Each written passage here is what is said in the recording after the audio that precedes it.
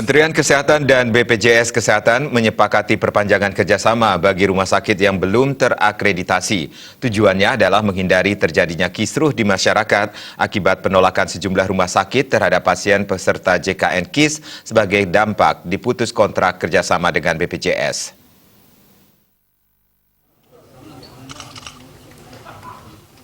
Di awal tahun 2019 ini, pemberitaan di sejumlah media baik cetak, online, dan juga televisi diwarnai dengan adanya kekisruhan layanan kesehatan bagi pasien BPJS atau peserta JKN-KIS, di mana ada beberapa rumah sakit yang menolak menerima dan melayani peserta JKN-KIS dikarenakan diputus kontrak oleh BPJS. Kondisi ini tentunya membuat masyarakat khususnya peserta JKN-KIS resah. Menyikapi hal tersebut, Menteri Kesehatan Nila Muluk bersama Dirut BPJS Fahmi Idris dalam konferensi pers di kantor Kementerian Kesehatan Jakarta pada Senin sore menegaskan pihaknya telah menyepakati perpanjangan kerjasama bagi rumah sakit yang belum terakreditasi.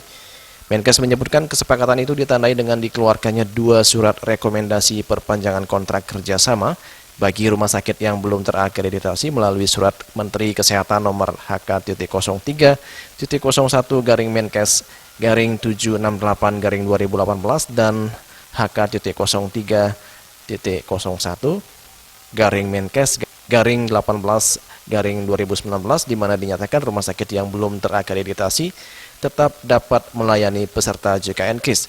Surat rekomendasi tersebut diberikan setelah rumah sakit yang belum terakreditasi memberikan komitmen untuk melakukan akreditasi sampai dengan 30 Juni 2019. Dengan dikeluarkannya surat rekomendasi ini, maka Menkes menjamin tidak ada lagi penolakan pasien BPJS atau peserta JKN-KIS dan masyarakat dipastikan mendapatkan haknya untuk memperoleh akses seluas-luasnya terhadap pelayanan kesehatan. Jadi kami memberikan kesempatan karena melihat memang ini satu prosedural, tetapi juga untuk sisi kemanusiaan kami tidak, dan BPS juga tidak memutuskan kerjasama dengan rumah sakit yang belum terakreditasi, tetapi berjanji berkomitmen akan melakukan akreditasi di tahun 2019. Saya kira kami bersama dengan BPJS sepakat tentu untuk sisi pelayanan kesehatan tidak boleh terganggu, ini tetap dilakukan bekerjasama dengan BPJS. Sementara itu, pihak BPJS sendiri secara tegas membantah jika pemutusan kontrak kerjasama yang dilakukan selama ini dikarenakan defisit keuangan dari BPJS. Hal itu dikemukakan Dirut BPJS Fahmi Idris. Menurutnya, pemutusan kontrak kerjasama yang dilakukan BPJS dengan beberapa rumah sakit murni dikarenakan oleh tidak terpenuhinya perjanjian kerjasama yang telah disepakati sebelumnya, di mana rumah sakit yang bersangkutan belum mengantongi sertifikat akreditasi dari KARS atau Komite Akreditasi Rumah Sakit. Jadi saat ini ada anggapan bahwa penghentian kontrak kerjasama dikaitkan dengan kondisi defisit BPJS Kesehatan. Nah, informasi itu salah. Ya.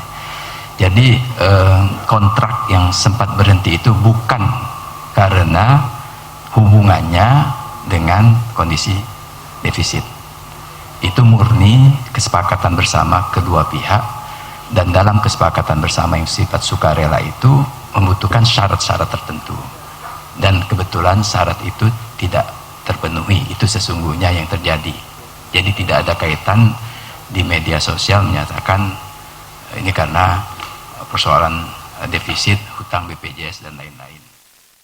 Akreditasi merupakan bentuk perlindungan pemerintah dalam memenuhi hak setiap warga negara agar mendapatkan pelayanan kesehatan yang layak dan bermutu oleh fasilitas layanan kesehatan sesuai dengan amanat pasal 28H ayat 1 dan pasal 34 ayat 3 Undang-Undang Dasar tahun 1945.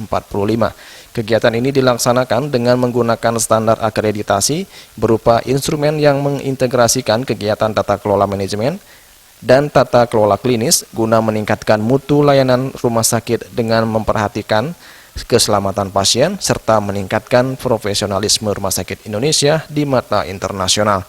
Sementara berdasarkan data dari BPJS hingga Desember 2018, total jumlah rumah sakit yang sudah menjalin kerjasama dengan BPJS berjumlah 2.217 rumah sakit.